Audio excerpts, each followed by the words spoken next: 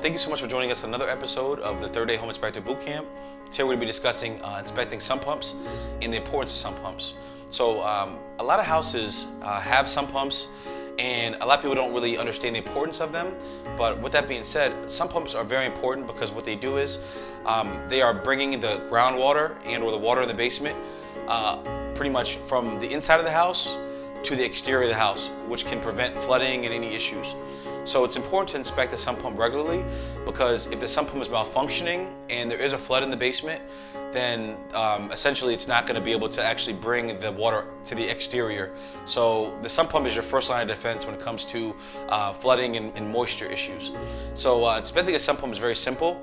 Essentially what you're going to do is you're just going to open the cap from the sump pump, if there is a cap, and you're going to look inside, see if there's any water. If there's no water, you're going to want to get a bucket of water, dump that into the sump pump area, and essentially what you're going to do is you're going to want to see if the water triggers the sump pump. There's different types of sump pumps, submersible sump pumps, and other types. So essentially, if you have a standard sump pump, if you pour water into it, it'll trigger the ball to essentially bring the water to the exterior.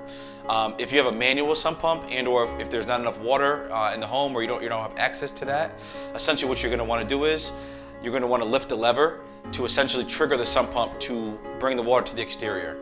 It's always important to test the sump pump just to make sure that there's no signs of any damage to the sump pump, and or to make sure the sump pump works.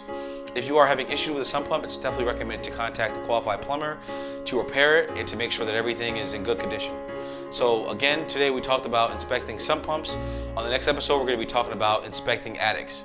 So with that being said, if you don't have a sump pump or you want to get your sump pump fixed, let me know, and I can hook you up with a relatively good and or fair priced plumber that can help put a sump pump in. And with that being said, if you have enjoyed the video, feel free to like, share, and comment the video. And if you have any questions, let me know, and I'll see you in the next episode. Bye.